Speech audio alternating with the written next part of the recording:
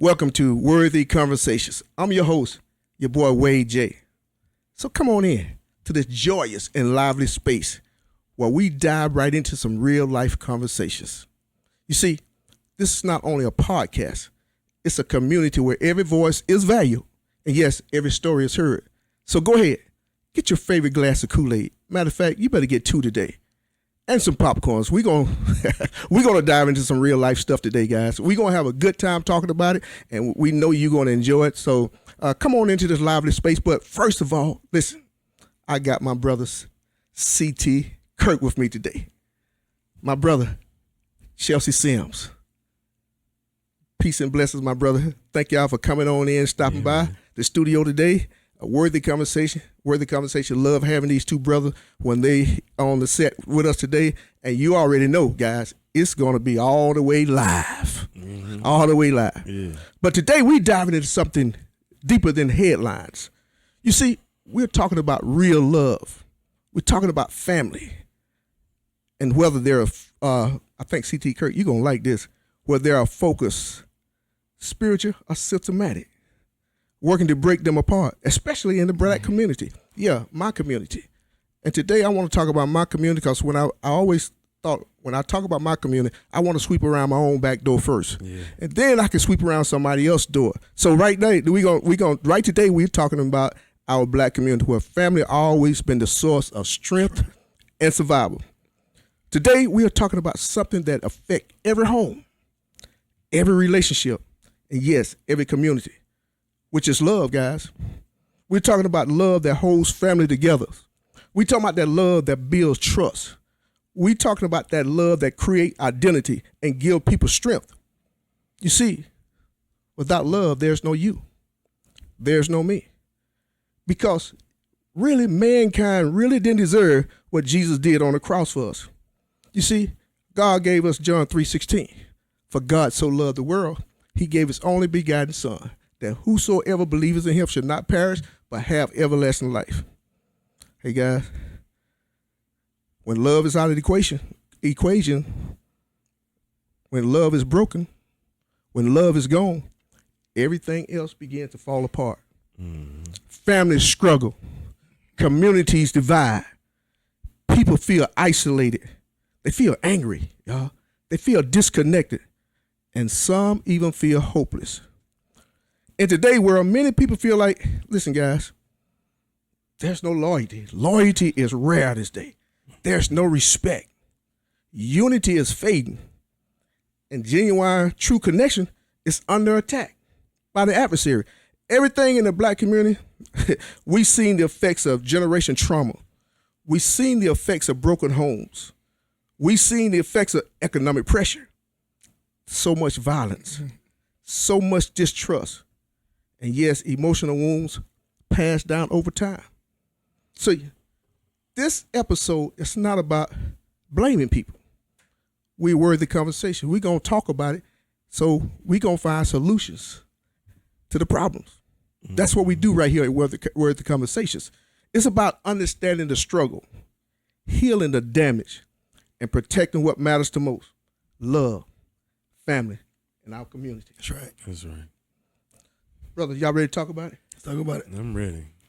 Brother Chelsea, you can take this segment today whatever way you go. Yeah. I know it's going to work just fine. It's going to be a rough one, man. I know it's going to tie back into we trying to help our community. That's right. Yeah, am I right? Disclaimer is his words. Yes, sir. All right, there it is. So, guys, today you're going to hear some different perspective of things.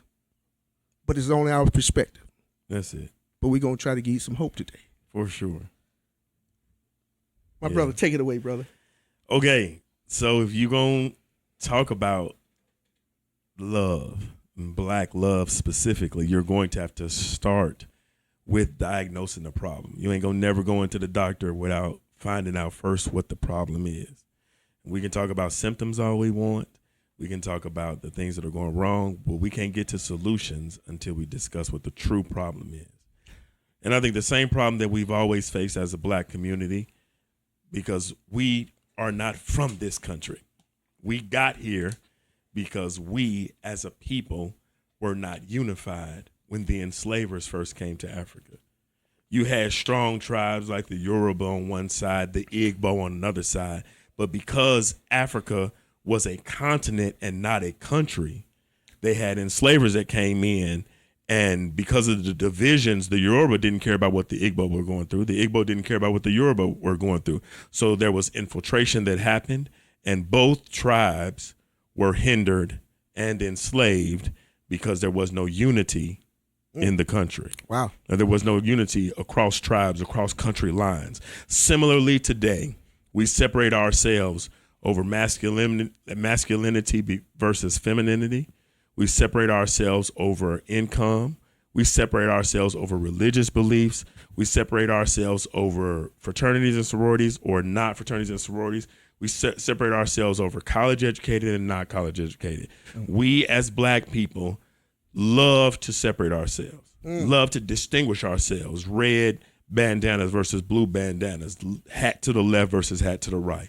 It's an age-old problem that we have, and it is the main tool that the devil uses to divide and conquer. He takes us apart because we are not unified. Yes. But in order to get unified, there are some things that all of us are going to have to do. There are some toes that I'm going to have to step on.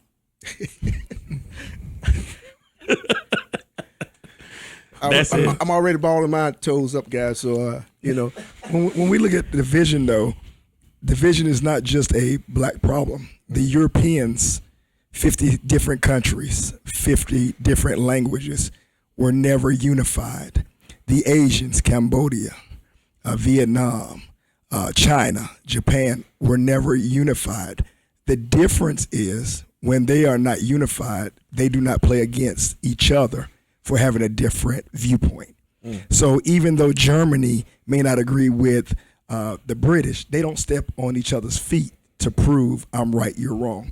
And what we got to get into in the mindset is even if we disagree, you're Baptist, I'm A.B. Zion, you're non-denomination, I'm not going to step on your feet for the right for you to believe what you want to believe. It goes back to what Chelsea says. If you're not going to be a Greek organization, that's fine. Right. Yeah. But don't step on the person that may be doing the work in the community so that we all thrive. And I think that systematically is where we have the breakdown, is because we don't know how to get out of each other's way so that we can progress. The Republican black man is criticizing the Democratic black man, whereas you don't see that the Chinese man going after the Japanese man in the limelight. No. You don't see the Church of God going after the Catholic Church in the limelight so that people can say we're divided, even though they may never fellowship, they may never go around each other, but they have made it up in their mind that I'm not going to spew any more poison. I'm just going to mind mine. Right. And I think that as the black community, if we're not going to unify, at least say, I'm not going to step on your toes, and you have the right to push what you believe is right. Yeah. And I will not hold you back. I think that is the entirety of what the definition of unity is just not getting on it. Because I think in the black community, we believe that when I let you be you, it detracts from me being me. Right. If I let you be Baptist, then that somehow takes away from me being Zion. If I let you be non-denominational, then that somehow takes away from me being who I am. If I let you be Muslim, that somehow takes away from my Christianity. And what these other cultures have learned to do is we are all under this general umbrella. I mean, we're going to have feuds and this kind of thing. We're going to have disagreements, and those things are going to be known. But we're not going to cut off each other's nose, face, eyes, ears, and what have you in the process. When you look at, I bet half the audience don't even realize that there are several kinds of Jews. There are Hasidic Jews, there are Ashkenazi Jews, there are traditional Jews, there are Jew, but you never hear about Jews. You never hear about the differences between Jews, this kind of Jew and that kind of Jew. We can't even be light-skinned and dark-skinned black people together, much less anything else. Brother, you cooking now. So we just got to get away from this stepping on toes, like you said. I think that is the whole crux of what unity is about. About, can we just not point fingers? And even if we can't get to it in private or not point fingers, can we just not do it in public? Let's not do it in public. Yeah. Can we just not do it on social media? You know what I mean? Yeah. Exactly. And I tell you this, brother, I walked into this restaurant and standing on that unity thing. I walked into this restaurant. I want to say the Red Lobster one day, and I walk in there, and there's a big old aquarium with a bunch of crabs in there. So I asked the guy. I said, "Hey man, why don't this aquarium have a lid on it?" He said, "Don't need a lid." I said, "Why not?" Yeah. He said, "Because every time one crab get up, the other crab reach up there and pull him down." So I'm like, I don't know, but that was profound to me. I say that's what we do as a community. Yeah. Every time one brother try to get up, we reach up there and pull him back down. Yeah. When we should be pushing them on up. Yeah, Man, because we I ain't thought never that was supposed to profound. have been in a doggone bucket or aquarium to begin with. Yeah. You never see crabs knocking each other down if they in the wild. No. They're a lot, and that is what this country systemically. This is what this country has done to our ability to unify, is that it has put us in such a tight in the hoods, in the lower income housing, and the ways that they have done us with the redlining and all the things that Pastor CT can speak more on. But the things that this country has done systemically, financially, to make sure that we are in a bucket, so to speak, that we're secluded, that we're in a small little, tight little space. So it naturally invokes arguments and disagreements. You know what I mean? So we got a lot going on. I got a question. Here we go. This is gonna be a little controversial. I love this. I told you. I don't think there's an immediate answer for it. What do you suggest? So you're saying that black people can't unify. What do you suggest we unify over? This Don't answer it right yet. Right yet. Because think about it. What are we asking ourselves to unify under? for sure. A color? Yeah. What else are we? What do we? Yeah. You Negroes Oh my God. are always finding something else to be besides black. If let's go. Let's just, and we ain't even. I'm not even offering a solution yet. I'm just let us further diagnose the problem that you're elucidating. Okay, because if you go, and I love Dr. Umar. But if you look at the Pan-African movement, they're just about being African, right? There's no LGBT allowed. There's problems with you being Christian. There's all of these different beliefs and issues that you have. So, and this is what Africa's problem always was. How do we and what do we unify over? I will say two things. Number one, no other community has that problem, because they recognize that they are one thing. Now, you may have the South Koreans and the North Koreans that don't get along, but outside of that, Asians don't have no problem with each other.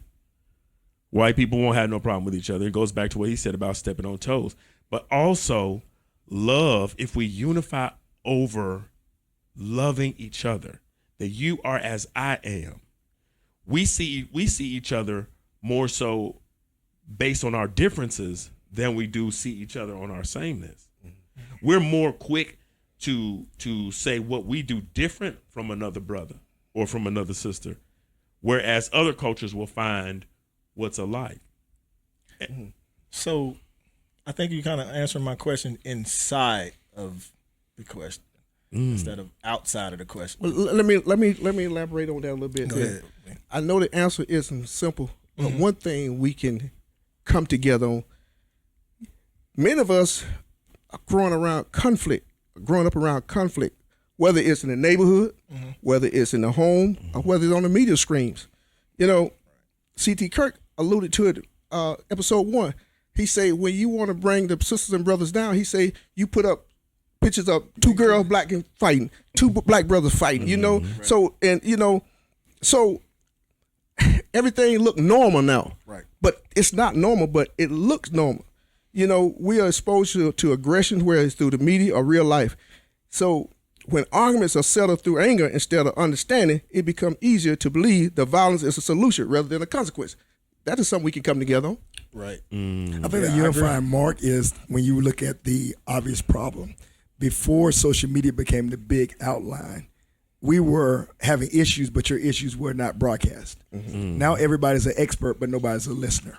So we have now people who are leading so-called movements of further separation. One time it used to be you were a Democrat or you're a Republican. Now you can be a conservative or a liberal. Now you could be a moderate or a progressive. It was one time where you were colored.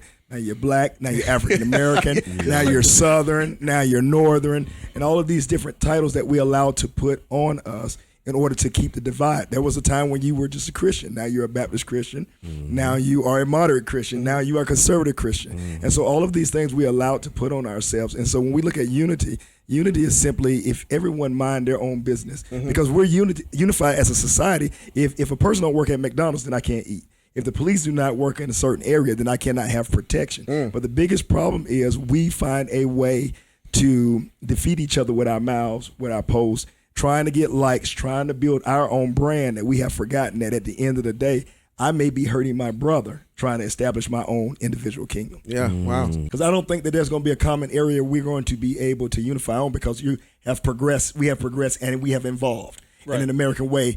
30 years ago, you didn't hear of African-American Republicans being vocal. Right. Now you're hearing them being vocal. Right. All right. And so you can't say, okay, we're going to be united under Democrat and say, okay, you're not black anymore because you're Republican. Right. So I think that when we find the common area of, okay, we can be unified against violence against our own, it's something that will not be betrayed. Let me ask you this. Let's go to this.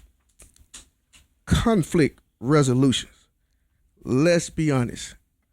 Do we know how to conflict resolution? Do we know how to de-escalate? No. Because most time, I think we was talking about, you talked about, Chelsea, we only use 3 colors, happy, mad, and sad. I think that's the only colors. Yeah. But there are much more colors out there. But, we can go back to our younger people, our younger generation. Have we taught our younger generation, have we given them the necessary skill to resolve conflict? Man, because, have we given them the necessary tools they need to resolve conflict? You could tell in the body language. And I'm guilty of this myself because I can go from 0 to 100 in quick.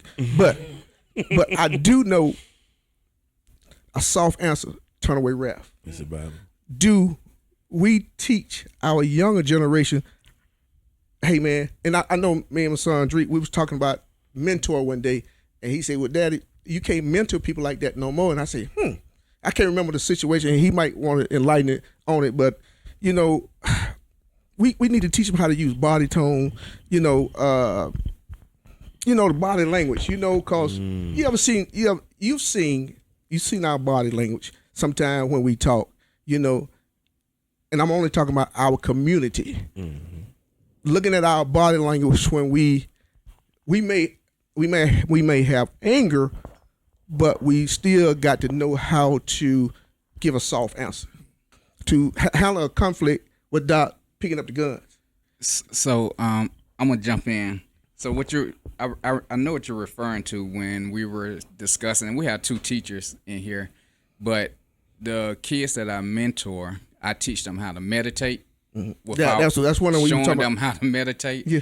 We always start off our sessions with breathing exercises, and I ask them to pick a word of the day. Yeah.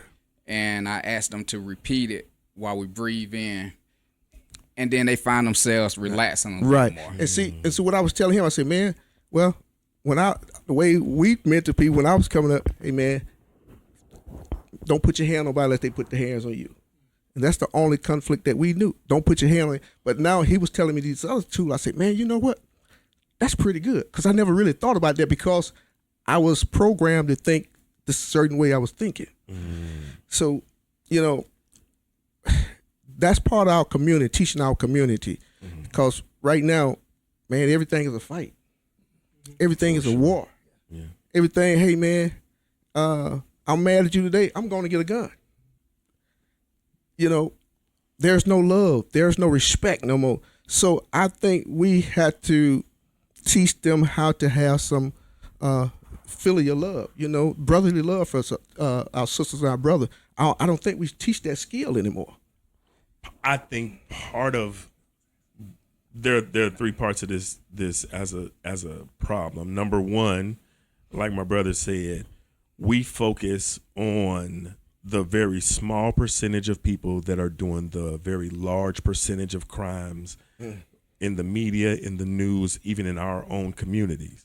And rather than focusing on the larger percentage of us that are really moving us toward advancing us, we'd rather focus on the small group of us that are not moving in the right direction. That's one part of the problem. I think the other part of that is if we have a 400-year delay, and we have to own that as a fact, we should not be as far along as we are when they started the gun 400 years ago, and they are already advancing way beyond where we are. You know why we have some of the issues that we have? Because we are so young in our maturation process as a society. We're just now getting to define ourselves. We now have Black billionaires, which 10 years ago was not a concept. So we are young, and I think if we focus on the fact that we have 10 people out of the 100 that don't know how to solve conflicts, we're going to always have a negative approach or negative outlook on where we are as a people. I think some of that is that we have to promote positive imagery.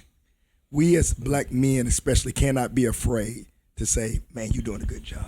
Right. I'm going to put that out there. Mm-hmm. As Chelsea said, 10 years ago, you didn't see as many Black fathers showing up for graduations. Right. I'm talking about kindergarten graduations, 8th grade graduations. But now that we are starting to be there, that's got to be the thing that we start promoting out there. We can't keep promoting the same negative drive that the media wants to see and that will gain footage. Right.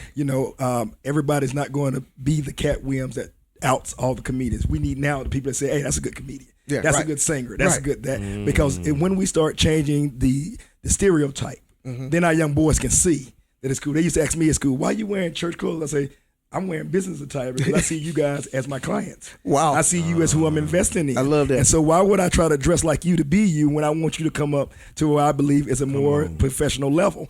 And so I think that now we're starting to see these things change, but these things are not getting highlighted. We're seeing the dropping of young girls getting pregnant. Yeah. In the 80s, 2 out of 3 girls were pregnant walking across stage. Now you're seeing those numbers drop tremendously. You're seeing dropping in boys fighting each other. Why? Because they're learning now diversity. They're learning soft skills. They're learning these different things. But a lot of times those things are not going to be promoted on the media because those things don't go viral. And we're in a world now where what is going to be the next viral sensation? Yeah. So when me and my brother get in the fight, even if we ain't really fighting, we know that's going millions. Yeah. And we laughing all the way to the bank. Our beefs in the rap game and the comedian games, we're following these things. But you talking about 2 men that are going to mansions, beefing. Neither one of them gonna fight each other. They got more opportunity to fight than me and you. They can jump on the plane and say, meet me somewhere. But it's all in entertainment. And sad thing about it is our young boys and girls are seeing this and saying, okay, that's what it takes now to be famous. So I think every old school gentleman needs to say, okay, let me show you how to invest in the next black brother. Yes, sir. Let me lift you up. Hey, thank you for being a good dad, man. Thank you for being here. And I think those things you'll start seeing more. Let's put the guns down. Let's lift each other up. Right. I mean, if that's the news has always been if it bleeds, it leads. Oh yeah. So the front page has always been about that. And just because we're now in the social media age, that still is a thing. But we do have to be way more intentional if we expect to have that impact. But also, can we just celebrate the impact that we do have? That's right. We have 5 black men who are actively engaged in their community for change and progress in the room right now. You know what I mean? Can we just celebrate not only what we're doing with this podcast, but what we're doing what you're doing in the community, what I'm doing in the community, what Pastor is doing in the community. Like, we are getting it done. Yeah. And part of it is just forgiving ourselves for having a late start and being okay with the fact that we're getting there. I truly love that, because here's the thing. Viewers, we're trying to do something positive here. So, subscribe, comment, and share. So what he's saying that, and this is what I hear, and I hear everything else you're saying, because all the negative stuff, they get all the push. The negative get all the build up. But hey, let's share this right here. Cat Williams getting a lot of slack, Yeah. but Netflix is making a lot of money. Yeah. I love that. And you know, They're pushing the button. I love that show. Kevin Hart. I'm sorry, what I called him. Oh, he was on there too, though. Yeah. Kevin Hart. Now you have the conversation of fraternities, sororities being demonic. Organizations that have been around for 100 years, hundreds of years, hundreds of thousands of members have given away millions and millions of dollars back to their communities is now demonic. Why? Because when Sister Kamala ran for vice president and it came out she was an AKA, and they were afraid that if every Greek in America supported her campaign, she was going to beat Donald Trump. So what happened? Now the conversation, who's leading the conversation? The conservative preachers who were right along with Trump now. Oh, this is demonic. This is demonic. I don't care if you are feeding the people. Bible says, if I was hungry, would you feed me? I don't care who you're clothing. Bible says, if I was naked. The thing that Jesus told us to do to establish who we are as his disciples is now being shunned upon. But the Donald Trump ain't once called out a white fraternity and said, y'all trashing the whole neighborhood, messing up a whole block, y'all demonic. We have to be careful of these systematic things that come to destroy us. Susan B. Anthony at the top of the 19th century, they say, okay, black people, we helped y'all get y'all freedom. Y'all help us get our voting rights. So we going to go up against who? Our white husbands to get the right to vote. What did black women do? Men are trying to hold us down. The black man never had anything to hold a black woman down from. We want our women to work. Let's build this together. Right now, I want my whole backyard flipping. My wife make more money. Hey, let's put this together. We've never wanted, but systematically, we've let their problem become our issue. Wow. And because of that, now we're fighting against each other, and at the same time, they're progressing. Yeah, because we love being anything but black. Anything but it. We'd rather be Christian. We'd here rather come be Jamie. in a fraternity and sorority. We love anything but being black. All right, here come Jamie. Let's go, Jamie. What is black? That's at the root of my question. Bro, you can't see this right here. That's black right there. That's it. Okay, so that's what I'm saying. So, but that goes back to my question. I wasn't gonna bring it back up again. Please. That's when I asked you, what are we uniting behind? Because when we say us, who are we talking about? Are we just talking about the color? Because So- there's other nationalities with the No, same but color. we- No. So what we talking about? Oh, he's finna get you, Jamie. Let's Go ahead, Jamie. okay. Let's go. So part of our problem is miseducation. This is I'm saying into the concept of what is black, like the we have been miseducated over the term of the usage of the term. Okay, so when we say black, we mean the African diaspora. We mean all of those that were somehow affected by the transatlantic enslavement trade. The taking people from their country, taking people from their land, and being disposed to other places. So all of us that have that as an experience, and that includes, let me help you all, that includes those that were not removed from Africa, from the continent of Africa. That includes the Chadnese, that includes the Sudanese, that includes everybody in the Guyanese, that includes everybody in Africa and everybody outside of Africa that came from Africa that were displaced against their will. Everybody that's included in that is black. So basically, because I'm looking at the psychology behind what's happening. Sure. Because we talk around psychology a lot. Get to it, yeah. So basically, we're united by our trauma. The thing that we're trying to escape is what we identified ourselves as. No. Now, I notice you put the other people who were displaced, Sure. but a lot of them don't call themselves black. They don't even use that term. Like Yeah. they'll tell you, they don't even use it. We use that here. Yeah. So when we say black, we're identifying ourselves by our trauma because what is black, and that's Well- what we keep calling ourselves, and it don't mean. Well, you can call yourself this, but I'm black, brother. Well, I think the thing is, and I don't want people just to joking. misconstrue what Chelsea's saying. Chelsea is not saying that we are a defeated people, because I talked to my guy and them brothers who work with me, and they're like, Thank "You you, guys are in the greatest country in the world. Come on. You know, why are y'all still dealing with the race issue?" And that is the thing that's the hard question. Why are we still dealing with the race issue? So he's not saying that we're asking people, give us this. What he's basically saying is this. If we don't put ourselves in a position where we stop trying to say, okay, at the end of the day, you still my brother. Right. You still going to go through some of the same struggles that I'm going to go through. I've got to know who runs local government. I got to know who I'm voting for. I got to know that just because you come around to my church don't mean you got the best interest when you go to Washington. That is freeing me from the system of I'm the victim to I'm the victor, because I'm learning the system. I'm learning that as a black man in a classroom, I don't have the same privileges that my white neighbor. A kindergarten can't sit on my lap. I don't participate in pajama days, because the minute something goes down the pipeline, I'm going to be first out. And so learning these things is the key to really growing, where you don't say, okay, I'm a victim by this, because I can count probably on one hand how many times I've been called outwardly the N-word, but in back doors, I'm sure I've been called them a lot. And so what I'm learning is, to your point, Jamie, when it comes to the philosophy, the victimizing role we got because they removed, or we allowed it to be removed, the black man from the community. It used to be, even if you didn't have a father, you had one black man in the community that would play sports with you, that would encourage you, that would tell you to stay out of trouble, and you look forward to that man. All right, well, where did that come about? Okay, because we needed housing.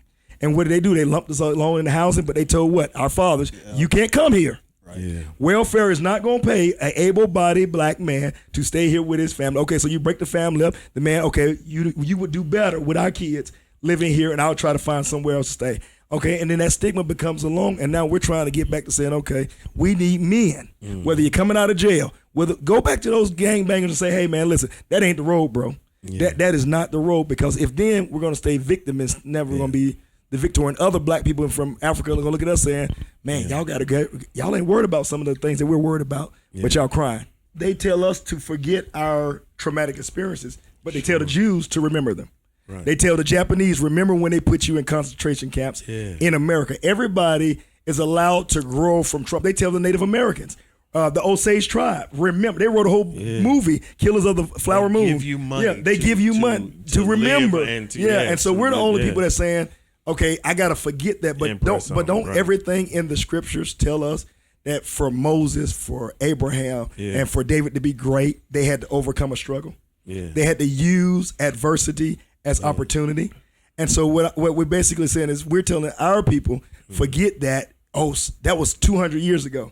But the Holocaust has museums that will not be shut down. The Native Americans, nobody's saying that was 500 years ago. That was 600 years ago. No, get yours, remember. And now look, they're using economic wealth to say boom, boom, boom, because y'all gave us this out of our trauma. Yeah, and to be clear, part of, and I'm so glad that you said it like that, and this is why I said the miseducation, because if you go back, the Ethiopian church is the oldest church in the world. I don't care how you think, or how old Rome is, or how old Catholicism is, but Catholics had to come to Egypt and the Coptic church and the Antioch church to find out how to do this church thing. When they went, some of the priests went into the Ethiopian church. They said they're humming, they're jumping, they're singing songs, they're stomping and clapping things that are not hymns that we wrote. It's a quote from a bishop. He says they're doing things that are not Christian.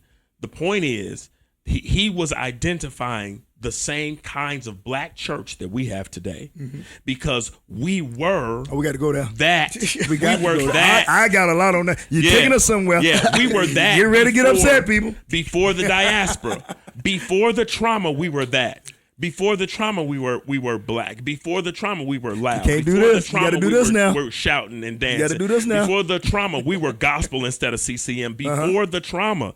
So when we say identifying with blackness, we mean to say that true blackness is simply being a people from a place that have this similarity, this common thread that you cannot escape.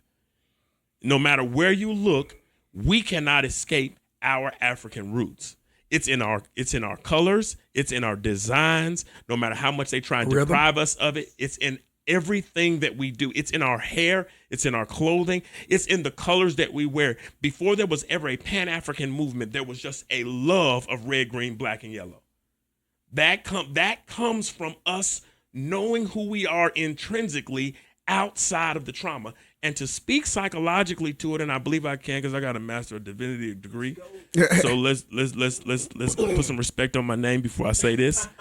Part of getting through and over trauma, like my brother said, is speaking to the trauma that you've been through. You would never tell an abused woman to not speak on the abuse of her husband, or to call herself that, like, you never have a problem with it being a battered women's shelter. That's right. That's right. And, Right. And to your point, if you really want to celebrate the beauty of blackness, go outside of the United States. They told the Jamaicans, when the British are gone, your nation will fall. And the Jamaicans have survived because they embrace. When you go anywhere outside the United States and you see beautiful black people not ashamed of the drum and of the loudness. Now they'll come into our churches and tell us, you're too loud. The music is too loud. Yeah. This is no longer acceptable. This is the only way to worship Come on. God now. And we fall for that. And we started saying, okay, the black church is not fulfilling our need. Nobody has yet to say, why is the white church not going to the white community and making a difference? How much of the white church's money go back into the white church community? But the black church now has been turned against. Why? Again, when you start promoting unity, when you start promoting values, it's going to be turned against. Now the black preacher wants the jets, but he don't even fall in the top 10 successful preachers in America. But yet still he's the one that's going, he's pimping the church, and we fall into this psychological thing all the time because of systematic oppression. I really want you to kind of deal more so, especially we can kind of talk about the musical angle of this. But I definitely think that all things black are being taken from all people black. Yeah. And when they are snatching what defines us, when you take the salt that we used from Fatback and you are now putting that out in the world as if Laurie's made it first, you are depriving us of what makes our ethnicity what it is. And part of the systemic process of what's happening to us, especially in our music, is the same thing that my brother described with the fraternities and sororities. It's the same thing that's happening in the church. It's where they are taking it because it is a tool that brings us together. It is a tool of unity. And the problem is the unity. The problem is love. Ultimately, it's all under the umbrella of love. Right. But the love umbrella is connected by the stem that is being unified. And we have to get under the umbrella of unity and realize you are me, I am you, and we are all the same. Because we can't get to conflict resolution until we realize, till I see your success as my success. Wow. We can't get to any other things that we're trying to get to until we realize that we are the same. Now, if I find that using the N-word, to be clear, using the N-word offends my brother, you won't ever hear me use it. Because I understand that we are one. And so there has to be this love thread and this unified commonality that weaves us together. And conflict resolution is really just being able to explain why that offends you. If a person sit down and say, you know what, like me, I don't do mama jokes. Me and J. Anthony Brown probably would never get along because I watched my mama struggle when we were in the project. I watched her literally make 2 peanut butter and jelly sandwiches with the last 2 pieces of bread, and roaches was on hers, and I ate mine. So my mama is one of my most precious assets in my whole life. I don't do so mama jokes. We ain't doing mama jokes. No. And so if I can explain, and if I can explain it to my brother, hey brother, you know, I know you being funny, I know you being but I just love my mama. Yeah, he said, you know what? I agree with that. You know what? Let's shake hands on it.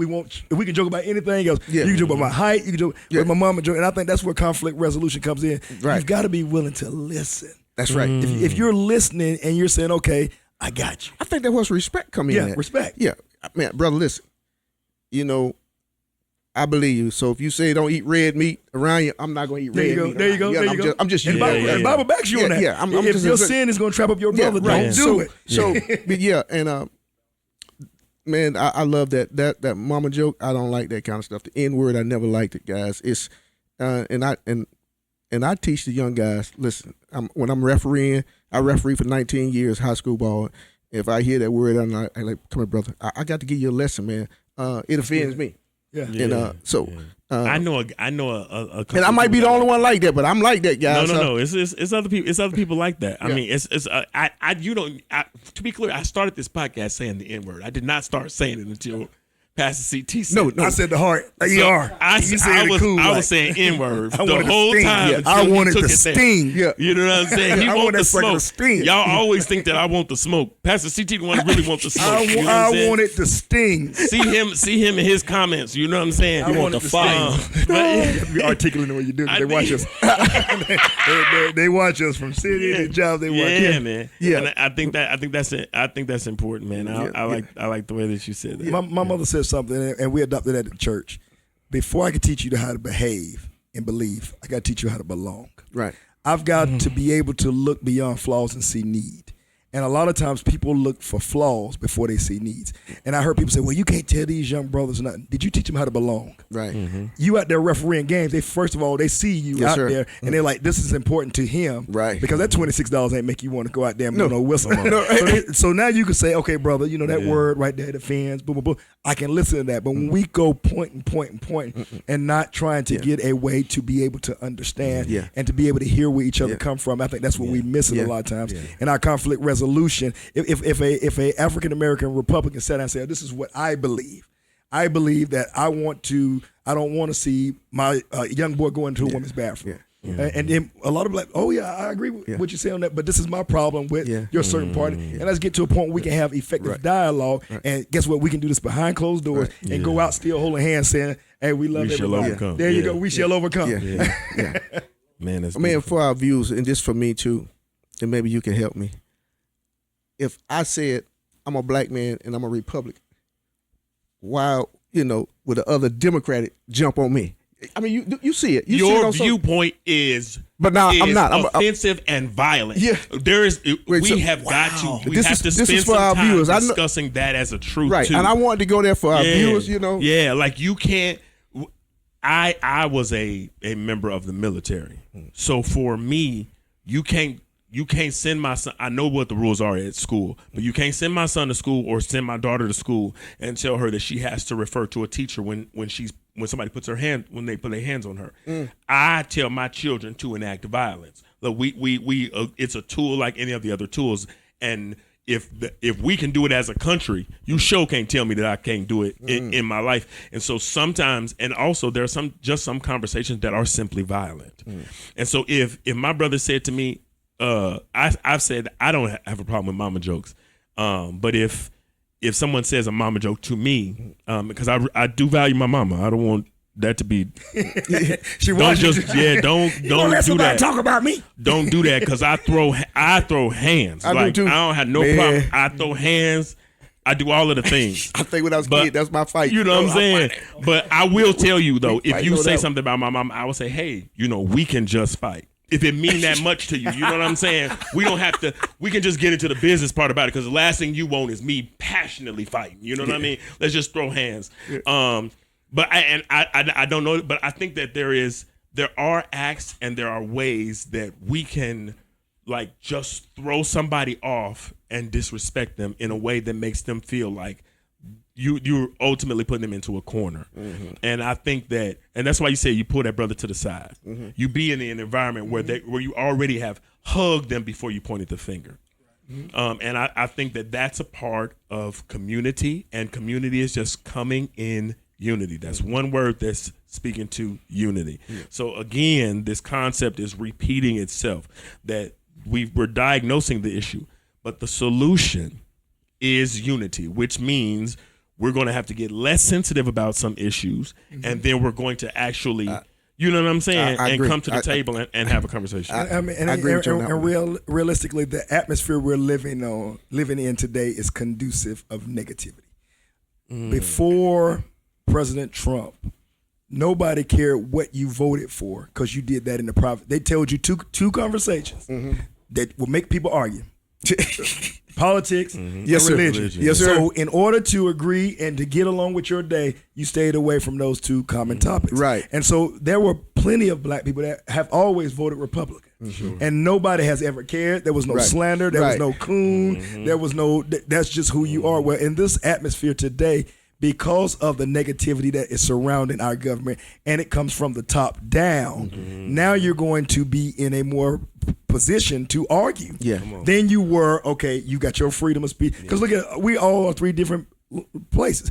you are a police officer, Wade. yeah. There are some black people that see you coming, For and sure. For ex-military. sure. Yeah. How in the world you gonna be in the white man's army? For you know, sure. I came straight up through the church and all that kind of stuff, and so we're able to come together and say, you know what, those little differences don't break the fact that at the end of the day we still trying to find a common goal. I like that. And I think that is at the end. I think that the one thing that we cannot forget, and this is one thing, because a lot of times in my position as a community leader, I have to work with people who may be Republican, who may be Democrat, in order to do the best solution for our community. Right. And I don't sit there and say, okay, because you voted that way, we're not going to be able to work together. We did a school drive with two people that were definitely at the January 6th riot. They say they left early.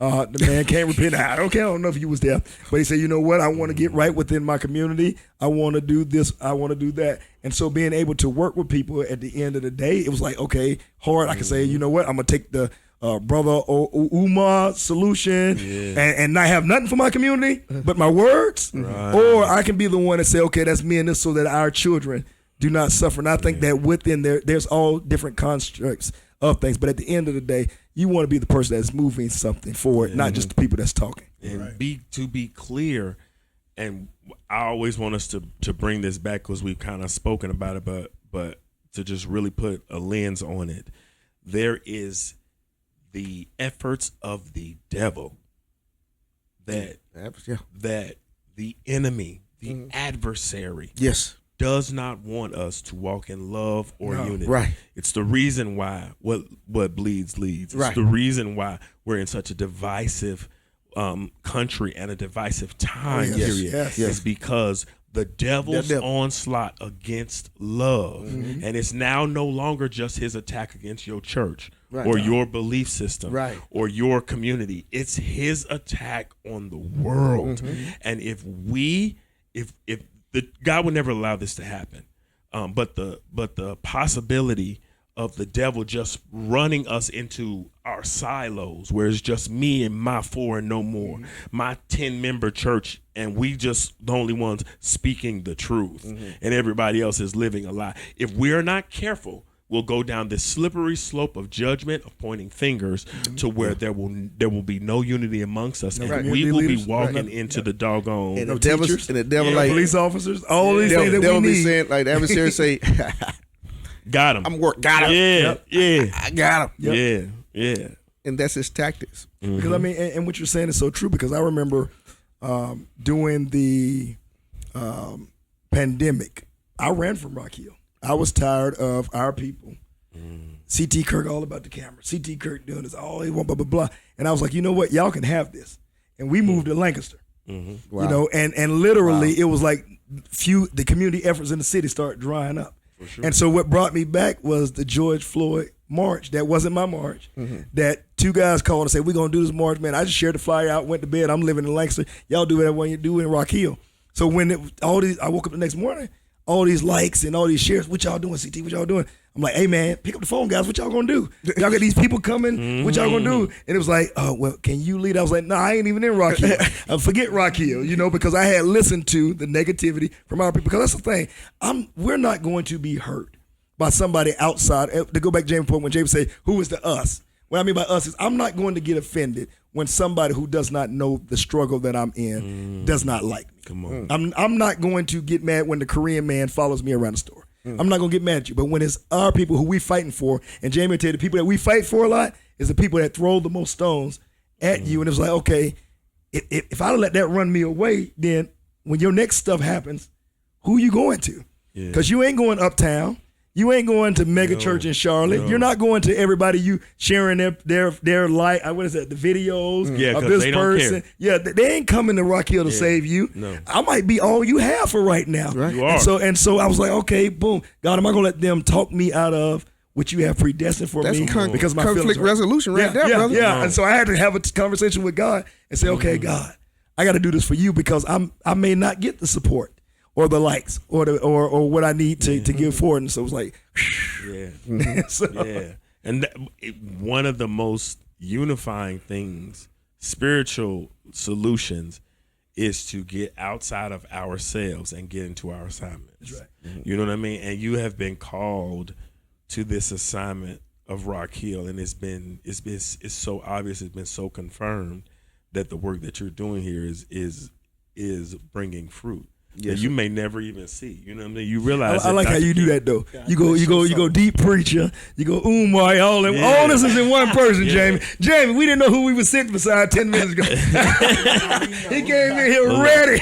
Yeah. The diasporas. Yeah. But listen, man, I love your brother's perspective. It's been great. Yeah. And I know we can go on and on. But one last question.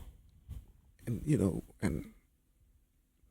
how do, and each brother just take a shot at it. We ain't got to go deep and long at it, but for our viewers, how do we fight back? How do we protect love that Chelsea just talked about and build strong families? I know healing, communication, economic, community support. But it's love by itself. It's enough. Go ahead, doctor. Hey, I do this some is skills. you know, hit us from the divinity side first. I do some skills need to come with that. Yeah. And let me be very, very clear when I say this. We started this podcast before the cameras came on with prayer. Yes, we did. And that's not because it was for the cameras. We do that because we believe in the power of prayer. Our God still has power. John testifies that if you love your brother, then you love the Lord, that our God is love. Love never fails, according to 1 Corinthians 13. And so God can't fail. Love can't fail. The tools that we use can never fail. What God has given us is enough to get us over. Sufficient are the day's troubles for themselves. And so what the enemy wants us to do is to use Saul's sword in attacking Goliath when we have been using the slingshot of love for thousands of years. And so love brought us to this point. Love took us from the back of the bus to owning buses. Yes, sir. Love took us from brother. being born by the river and owning a single small record label to being billionaires. It is God's love that will reach and teach. It reaches to the highest mountain. Wow. It flows to the lowest valley. Oh, Lord. It is the power that makes much able to be accomplished. Cooking, and brother. so there's simply nothing that love cannot do. 100%. That's all. I love it. I think that in order to get us to the place, we've got to start with our young children. We got to invest in the teaching and the training aspects so that they don't have to relive a lot of our blood. I think we've been bleeding on them so long, whether it is in relationships where mothers are upset with their children's father, and all because of that, you're going to put him in the system or you're going to bash him and all of this negativity. We got to start with our young children, because our young children come into this world pure. They come into this world innocent. They don't care about religion or politics. They just children. They see somebody different, that's still somebody to play with.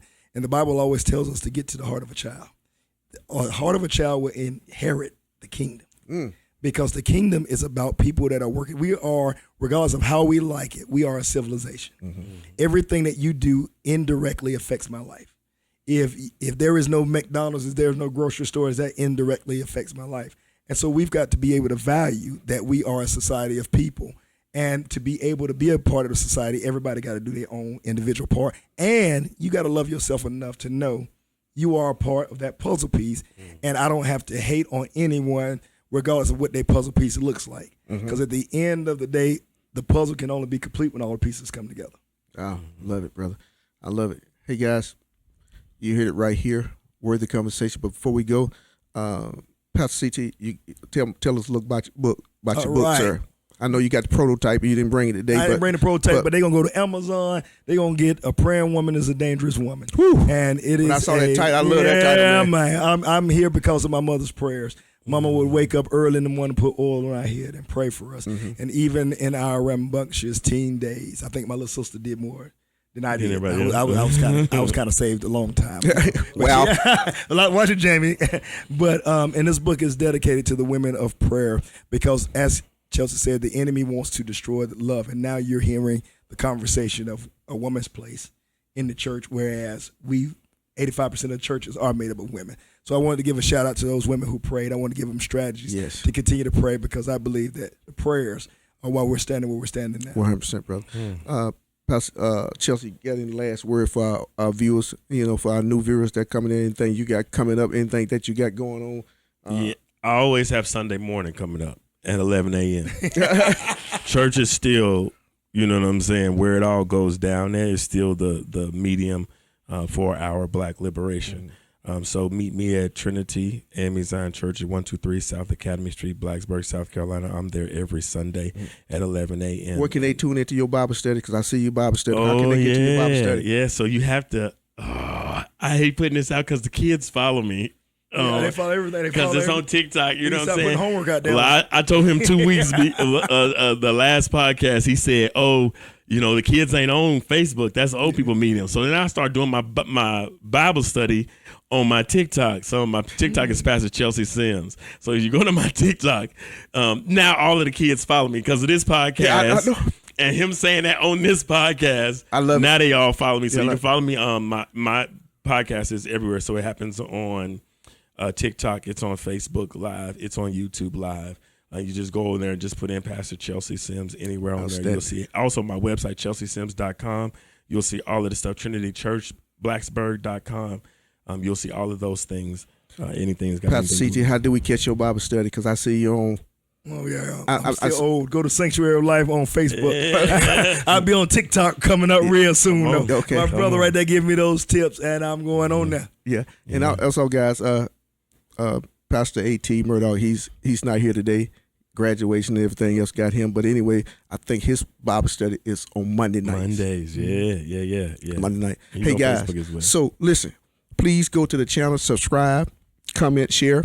Yeah. Tell somebody about us, guys. And we also looking for sponsors, guys. So we want to keep this show, to be able to keep this show running. So we looking for sponsors. Contact me, and I can let you know how you can be a part of a sponsor for Worthy Conversation. Hey, guys, we gonna do it worthy right here. We gonna keep it faithful, and we gonna keep it true to you. We gonna do the best of our ability to keep this show going, guys. Cause thank you so many.